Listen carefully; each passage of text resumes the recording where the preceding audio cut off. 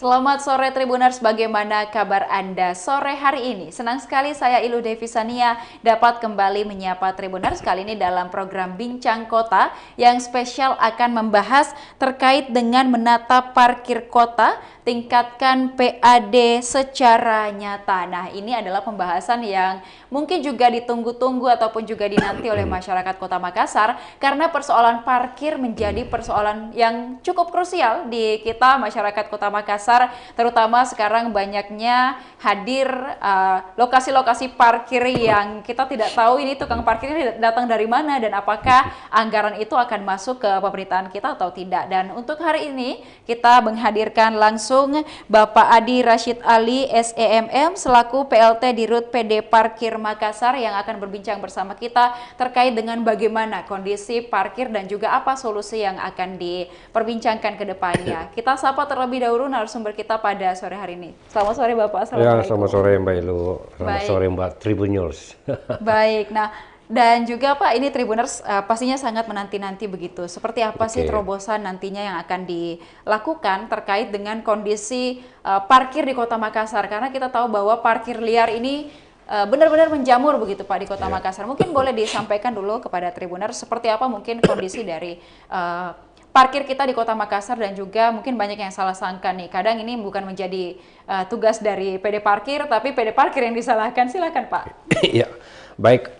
Memang kalau bicara tentang parkir ya, hampir sama lah semua kota ya di Indonesia ini. Salah satu kota yang menuju maju, seperti Makassar itu kemacetan kiri kanan. Kesemrautan parkir pasti terjadi ya. Jakarta, apalagi di sini ada.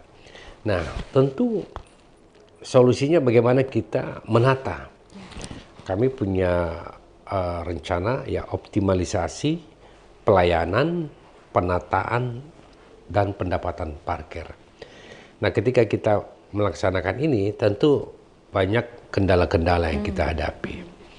Banyaknya yang pertama itu tadi saya rasa salah satu ya tiba-tiba kafe. Ada satu pemainnya dia yang tadinya rumah tiba-tiba menjadi tempat usaha. Itu satu. Banyaknya juga ya orang ya jukir-jukir juga ya banyak yang jukir liar. Tiba-tiba ada jukir di situ karena memang tadinya kawasan rumah tiba-tiba ada jukir. Nah, kendala juga yang kita hadapi ya, mohon maaf ini ya banyak juga informasi, banyaknya oknum-oknum. Oknum-oknum yang ikut membackingi dari jukir-jukir. Inilah tugas kami membentuk Satgas PD Parkir. Nah, ada Satgas PD Parkir, Satgas uji petik. Nah, Satgas PD Parkir ini terdiri TNI PD Parkir, TNI Polri, ya. Ada dari Disub, ada dari Satpol PP. Ini akan turun tangan, kita akan buat MOU untuk bagaimana menertibkan dan melakukan penataan pelayanan. Dan ini tidak gampang. Jadi kadang kita mau tertibkan atau bagaimana bisa bocor lebih awal. Nah, kami kemarin sudah bicara rapat dengan wali kota untuk membuat roadmap perparkiran di Kota Makassar. Nah, sebentar ini sore setelah podcast ini kami akan adakan penertiban di sekitar Mall Panakukang. Karena di sana boleh dikata, waduh, sudah memakai bahu-bahu jalan. Nah, itulah kira-kira yang kami lakukan, akan melakukan penertiban dan penataan perparkiran Kota Makassar. Nah, dalam waktu dekat kita akan adakan pembayaran non tunai digitalisasi parkir by QRIS. Nanti kita adakan di piloting di ini ya Pak, di Semopo. Insya Allah di Semopo. Nah, itu kira-kira langkah-langkah yang jangka pendek kita akan lakukan. Ya, baik, di layar juga kita dapat saksikan ini sepertinya di ruas jalan yang tadi Bapak sudah sebutkan juga sekitar boulevard dan lain sebagainya. Ini kita lihat memang begitu banyak ruas jalan begitu, bahu jalan yang digunakan untuk parkir dan aktivitas lalu lintas masyarakat akhirnya terganggu begitu Pak. Nah, mungkin untuk penertiban di ruas jalan seperti ini apa kira-kira yang menjadi kendala utama? Apakah juru parkir ini memang agak bandel atau seperti apa Pak? Ya pastinya bandel iya. ada seperti ini kan daerah ini ya, daerah ya maksud tadi situ. Memang itu tadi keterlibatan stakeholder semua yang terlibat ini harus nih jukir, disub. Kadang sudah ada dilarang parkir, tapi tetap parkir. Iya. Jadi apa ya? Jadi sebuah aturan itu jadi nggak berlaku. Kenapa? Kita main kucing-kucingan. Kita tertibkan sudah itu nggak ada lagi. Nah kita mau ini permanen. Nah, ini salah satu contoh di ini beberapa jukir yang apa? Yang ini yang pakai rompi kuning ya. Iya.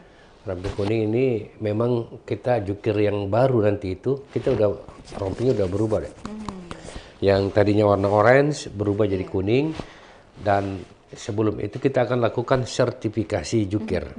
Nah, nanti dalam waktu dekat setelah rompinya dibagi, kita akan bagikan rompi dan di situ kita namakan pelatihan juru parkir. Dan ini pertama kali ada di Indonesia. Nah, rompinya kenapa kuning? Karena orange sudah terlalu banyak. Mbak Ilu ada di drainase, sampah, Basarnas. Itu tadi saya katakan tahanan KPK, orange semua. Nah, kita ganti warna kuning. Ini agak susah dicontoh lah, disama. Nah, itulah yang kira-kira yang kita ini, ya kita kalau boleh Anda bisa lihat Mbak Ilu itu gimana di media viral terus ya. Iya, betul. Sampai di Makassar Ringpo, kami juga memberikan gagasan ke depan. Banyak yang nggak paham, tapi ya nggak apa-apa netizen. Kita sampaikan bahwa kalau yang ke depan, jangka panjang saya rencana, bahwa semua orang nanti hanya bayar parkir 1 tahun. Dan roda 2 hanya dengan Rp1.000 dia bebas parkir di TJU di mana saja. Mau di minimarket, Alfamart, minimarket di mana saja di TJU boleh. Hanya Rp1.000. Itu untuk 1 hari. 1 hari. Mbak Ilu biasa coba kalau naik mobil atau naik motor habis katakanlah 20 ribuan Pak. Bisa ya 20.000 gila banyak. Ada 10.000. Apalagi roda 4. Nah, kami coba meminimalisir dengan Rp1.000 per hari bebas parkir di mana saja TJ, kecuali yang ada IPP, izin pengelolaan parkir kayak di Kelaro, pemain contoh di Mall Panakukang, di mana di mall-mall lah yang ada izin pengelolaan parkirnya.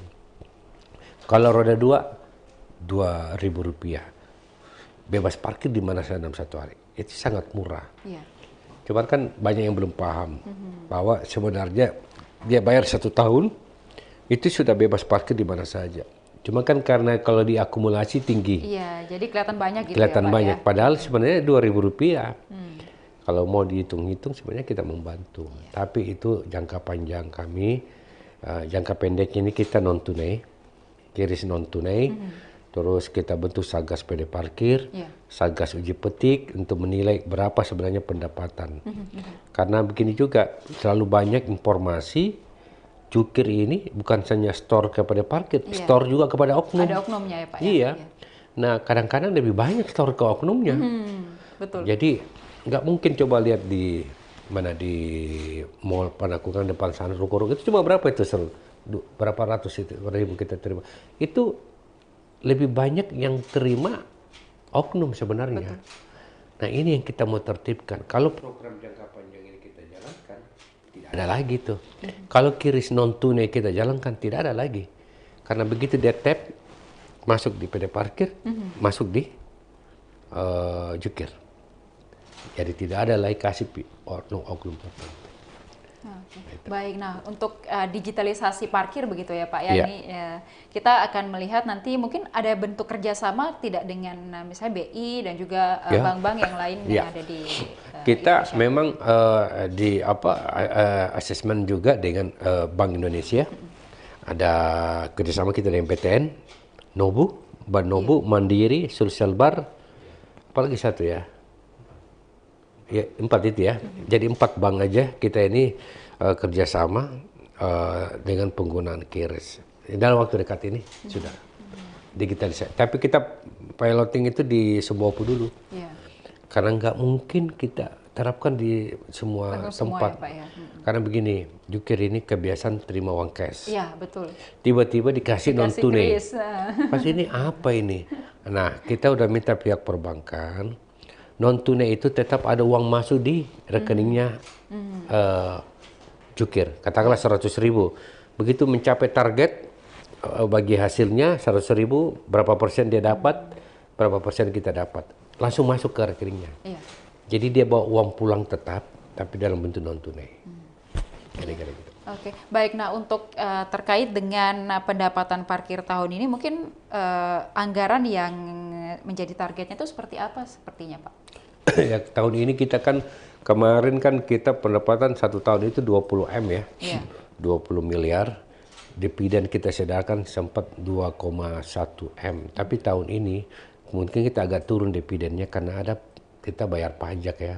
Fiskal kita agak terganggu karena ada pajak badan usaha yang memang tidak terbayarkan dari 2017 sampai 2020. Mau tidak mau, suka atau tidak, kita harus bayar, tertib taat pajak.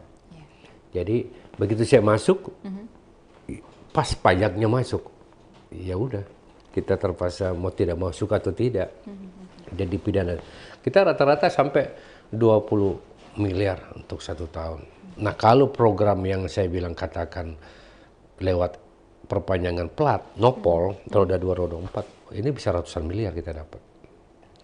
Jadi clear, semua orang sudah jelas, roda 2 dan roda 4. Dan banyak yang katakan bahwa, oh itu nanti menciptakan pengangguran baru. Salah. Justru kita menciptakan lapangan kerja yang tadinya 1.200 jukir, kita bisa menerima sampai 5.000 jukir. Kan jukir sekarang ini selalu mitra kerja, tidak digaji. Tapi kalau semua pembayaran lewat Samsak nanti 1 tahun, maka kita angkat dia jadi pegawai. Jadi kita gaji bulanan, katakanlah nominal 2.500.000. Seperti itu. Kali 5.000 orang. Yang sekarang cuma 1.700 jukir yang ada. Itu pun tidak digaji. Itu bagi hasil. Nah, kalau Samsak ini perpanjangan per tahun itu jalan, maka kita gaji. Gaji ya, Pak. Jadi lapangan kerja terbuka. Jadi kalau ada yang mengkritik bahwa ini lagi, saya kira biasanya gini, yang bos-bos parkir di belakang layar itu yang main.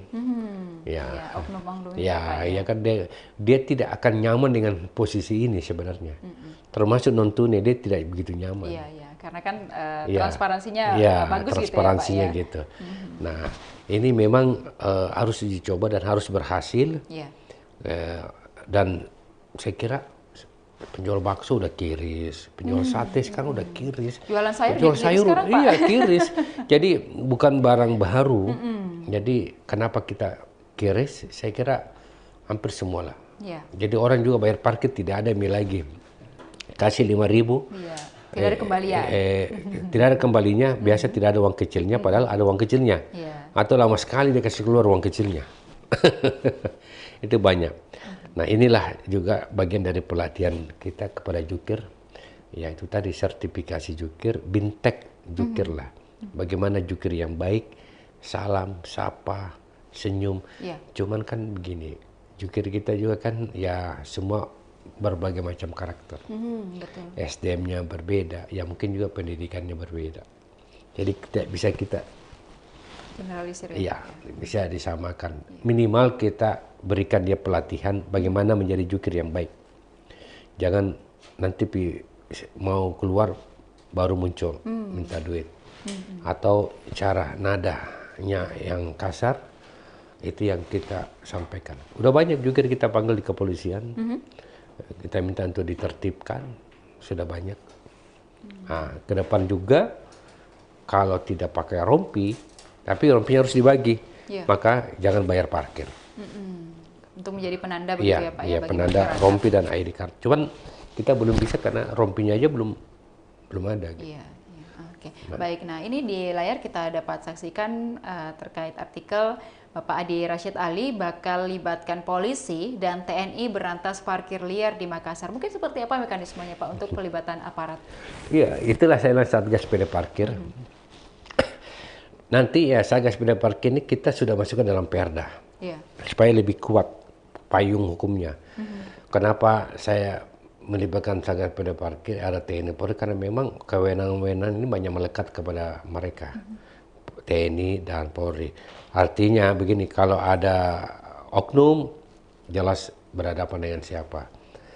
Ada preman berhadapan dengan siapa. Negara ini negara hukum. Nah, ini yang kenapa kita bentuk Satgas Sepeda Parkir. Dan ini sangat ditakuti dengan ada isu itu. Yeah. Banyak sekarang jukir nyari rompi, takut lagi. Artinya ada yang berbeda suasana sekarang.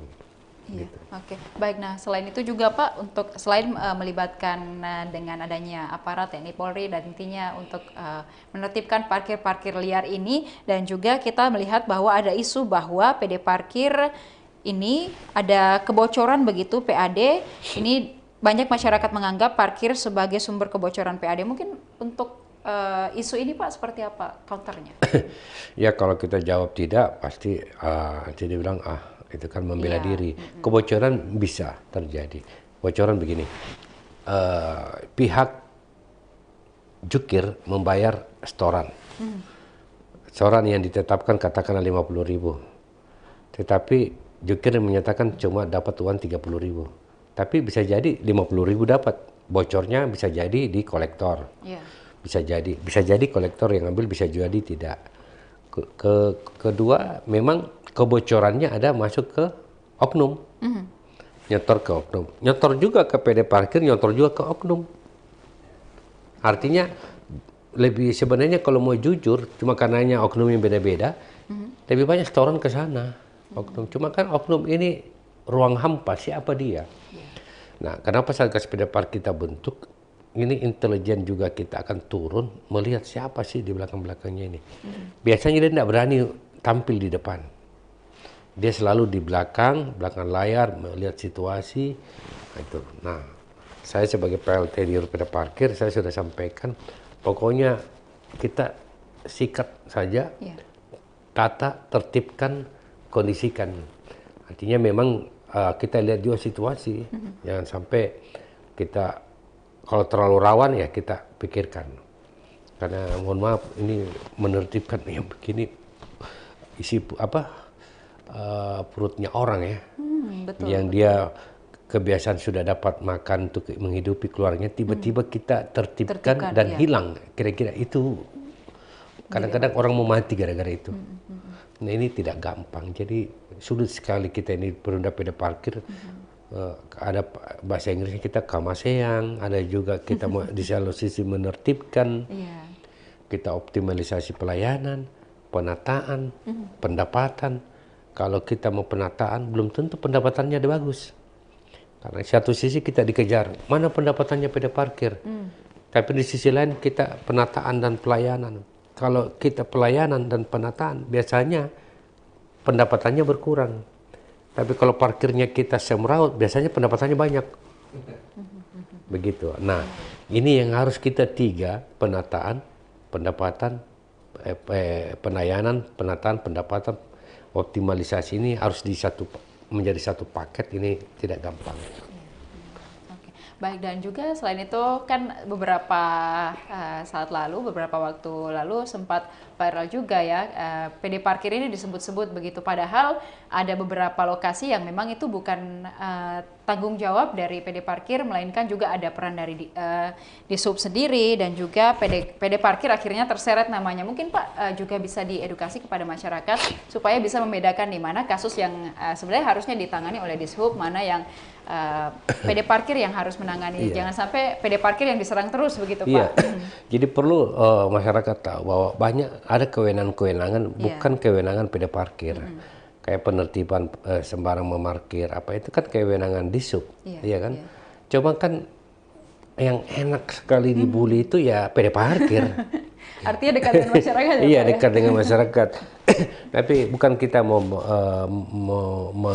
melempar kesalahan. Memang bukan melempar, memang kewenangan mereka. Tapi kadang-kadang ditanyakan soal itu, ya kita jawab juga. Ada di sini ada Pak Asrul, bagian humas, suka atau tidak kita bantu. Contoh di Trans pernah ada parkiran sampai 40.000 ya.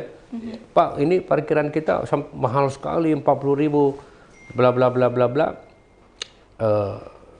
Jadi tanya ke sini, Pak, tolong lihat karcisnya, di situ tulisannya apa? Ya di situ tulisannya Trans Mall, bukan kami. Yang ada di mall-mall itu bukan tugas dan tanggung jawab kami. Itu tugasnya adalah pengelola parkir dan dia bayar pajak 10% ke Bapemda. Nah, kami ini penataan-penataan yang ada di TJU, tepi jalan umum. Tepi jalan umum, ada juga yang parkir langganan bulanan. Nah, kalau ada parkir yang tidak tertib atau apa, nah ini pihak Dishub hadir untuk melakukan menggembok lah, ada programnya sekarang sigap atau apa namanya. Itu ada kewenangan-kewenangan Dishub. Nah, kewenangan kami juga terbatas. Tapi permintaan masyarakat ya begitu besar kepada PD parkir. Tapi ya sudahlah, kita harus, tidak semua orang tahu tentang itu. Nah, inilah dengan perda terbarukan kita mencoba membuat formulasi baru. Iya. Itu ini. Iya, baik. Dan juga Pak terkait penataan parkir di Kota Makassar begitu. Nah, tadi sudah ada beberapa terobosan yang nantinya akan dilaksanakan, mulai dari pelatihan juru parkir dan lain sebagainya, digitalisasi, dan juga untuk kerjasama dengan pihak-pihak swasta seperti apa mungkin Pak. Dan juga kita kan tahu di Makassar ini menjamurnya parkir liar juga diakibatkan oleh menjamurnya kafe yang ada hampir di setiap sudut di Kota Makassar. Mungkin seperti apa mungkin dalam menegur ataupun juga kerjasama yang dijalin dari pihak swasta dan juga para pelaku usaha kafe-kafe ini? Ya, kita haraplah ini penting ya. Banyak sekali, itu tadi saya katakan dari awal, tiba-tiba rumah tiba-tiba berubah jadi kafe, jadi warkop, restoran, tidak ada parkiran. Tapi yang dibully PD parkir. Harusnya PTSP yang mengeluarkan izin ini jangan keluarkan izin kalau tidak punya ruang parkir. Tetapi kan di mana sekarang ada orang mau bikin usaha, kalau dia ruang parkirnya banyak, usahanya kecil. Jadi ini menjadi crowdednya di situ. Contoh di Boulevard. Di Boulevard itu Apong sampai lurus. Itu kan dari dulu kawasan perumahan. Tidak ada itu kawasan komersil. Komersil itu yang di depannya ruko-ruko. Tapi dalam perjalanan berubah jadi kawasan komersil. Karena dikasih izin. Jadi kembali pemerintah. Kalau mau kita tertib, ayo sama-sama dari hulu ke hilir. Akhirnya kita tiba-tiba jadi ini PD parkir bagaimana? Orang kau yang kasih izin, kau tompe yang kita yang kena batunya. Kadang-kadang kita capek juga. Tapi itulah karena tugas dan tanggung jawab, mau tidak mau kita harus jalankan. Nah, kerjasama dengan swasta. Kita itu tadi saya sampaikan, kita ada lelang parkir bulanan. Contoh di Petara ini sampai di Mall Panakukang, ruko-ruko itu, Denpasar situ. Kita akan lelang, kita uji petik dulu. Berapa sih pendapatan tiap hari? Setelah kita dapat nilai pagu pendapatan itu, baru kita lemparkan ke perusahaan swasta atau siapa yang ber-CP, ada legalitas perusahaannya. Ini jukirnya harus 20 orang dari ujung ke ujung.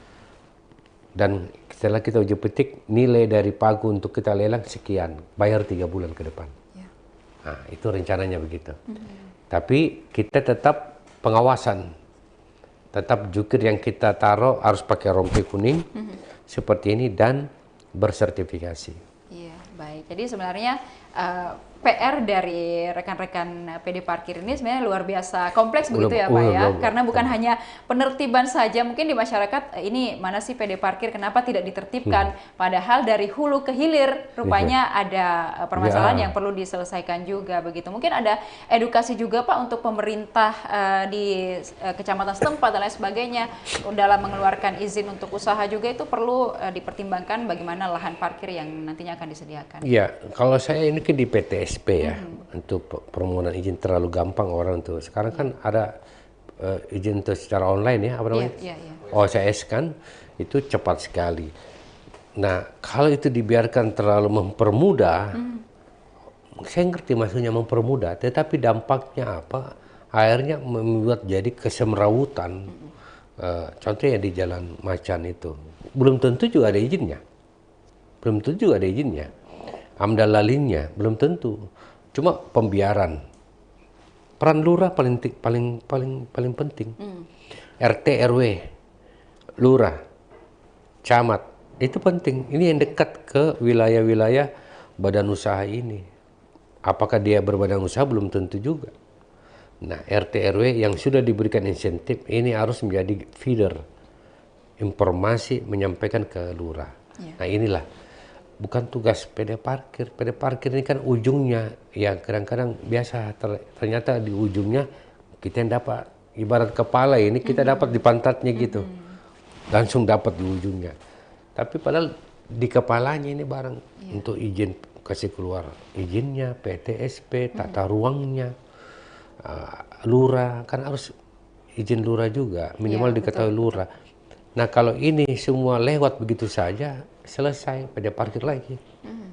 Nah, padahal Disub punya kewenangan juga penertiban.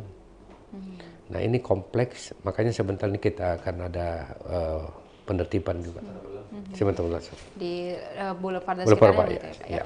Iya, baik, dan memang kalau kita lihat bahwa kenapa akhirnya PD parkir yang jatuhnya diserang karena yang kelihatan itu Pak begitu. Karena kan untuk amdal lalin dan lain sebagainya itu kan masyarakat tidak lihat begitu. Yang dilihat ini parkir yang semrawutnya, makanya PD parkir lah yang menjadi kena batunya begitu. Padahal sebenarnya populer dia. Iya betul. Sebenarnya kan ada dari otaknya, kita harus tahu dari akar masalahnya itu apa begitu. Dan juga mungkin Pak terkait dengan penertiban yang saat ini sedang berlangsung di Boulevard dan sekitarnya, mungkin ada beberapa titik lagi yang nantinya akan disasar begitu Pak di Kota Makassar? Sementara ini kita di Mall Panakukang, nanti ada semua mall, terus nanti kita ada di pantai, ada beberapa ruas-ruas jalan, kita adakan penertiban bersama Disub. Iya, baik, dan juga mungkin dapat disampaikan kepada masyarakat Pak untuk juga, karena masyarakat ini kadang takut begitu, ada juru parkir liar, mereka juga takut kalau tidak membayar karena biasa diteriaki dan lain sebagainya. Mungkin ada tips bagi masyarakat untuk mengetahui mana sebenarnya juru parkir yang resmi dan harus membayar ke situ, karena kalau kita juga terbiasa kasih ke juru parkir liar itu kan menjadi pembiasaan perilaku juga begitu Pak. Kalau mau bicara juru resmi kan dia harus berrompi ya. Iya. Cuma kadang itu rompinya dia gantung, terus dia ada ber-ID card, dan ada karcis. Karcis ini kan salah satu hanya alat bayar, tapi yang lain itu rompi dan ID card. Nah, banyak juga orang yang pintar bilang, mana rompimu, mana ID cardmu, akhirnya dia nggak bayar. Nah, mungkin saja dia resmi, tapi dia nggak pakai rompinya, atau rompinya sedang dia sewakan ke tempat lain. Oh, bisa begitu ya? Bisa, banyak. Jadi inilah kendala-kendala yang kita hadapi, tapi harus kita hadapi. Iya, oke, baik, dan semoga kedepannya bisa lebih ditertibkan lagi begitu ya Pak ya, dan juga ada banyak kerjasama yang dijalin begitu, karena kan kalau ini diselesaikan sama PD parkir sendiri ya kewalahan juga, karena kan titik di Kota Makassar juga banyak, jangan sampai ditertibkan di sini, di sana hancur lagi gitu ya Pak ya. Ini kan gitu. Ini kan butuh memang kerjasama yang baik dari semua pihak, termasuk juga masyarakat dan pihak-pihak terkait, swasta dan lain sebagainya. Nah, mungkin Pak dalam kesempatan ini juga dapat disampaikan baik itu kepada masyarakat dan juga seluruh stakeholder yang akan nantinya mendukung bagaimana ketertiban parkir di Kota Makassar ini yang kita menjadi kota urban juga bisa segera terlaksana dengan baik, baik itu dari digitalisasi dan lain sebagainya. Silakan Pak. Jadi tentu kita menghimbau kepada rakyat Kota Makassar untuk di sini lebih lebih sadar ya, lebih peduli. Jadi dalam hal perparkiran termasuk jukir juga ya saya sampaikan dan boleh dikatakan ultimatum untuk harus sopan dan jangan meminta lebih dari tarif parkir yang sudah ditentukan. Dan saya kira pengendara nggak usah dibayar, cukup videokan saja kalau ada, kan banyak sekali kasus yang seperti itu. Nah, semua peran serta masyarakat tinggi sekali, apalagi sekarang di era media seperti ini, ada yang viral laporkan langsung dijemput. Iya, baik, jadi kita semua artinya perlu berkolaborasi begitu ya Pak ya, untuk mewujudkan bagaimana masyarakat Kota Makassar dan juga Kota Makassar ini menjadi kota yang aman, nyaman, tidak lagi satu hari keluar budget 20.000 untuk parkir aja, itu kan kalau buat beli makan bisa kenyang banget dalam satu hari begitu ya Pak ya. Dan juga semoga nanti di Kota Makassar ini segera nanti terobosan-terobosan yang sudah Bapak sampaikan tadi untuk digitalisasi parkir, kemudian juga parkir tahunan yang juga ide yang sangat baik. Kita lihat kita tidak perlu lagi menyiapkan uang kecil setiap harinya begitu ya Pak ya, untuk bayar parkir di setiap kita singgah di PJU dan juga di manapun kita di Kota Makassar. Dan semoga ini bisa dapat segera terwujud untuk menciptakan bagaimana Makassar ini yang nyaman dan juga aman. Baik, terima kasih Pak sudah hadir di Tribun Timur untuk berbincang-bincang. Kita tunggu kabar baiknya dari teman-teman PD Parkir ya Pak ya. Semoga tetap terus dapat menjalankan tugas dengan amanah dan juga baik. Dan juga Tribuners, terima kasih sudah menyaksikan program kita pada sore hari ini. Jangan lupa juga saksikan berita dan program menarik lainnya hanya di kanal YouTube dan Facebook Tribun Timur, Mata Lokal Menjangkau Indonesia. Saya Ilu Devisania beserta narasumber dan juga seluruh kerabat kerja pamit undur diri. Terima kasih, sampai jumpa.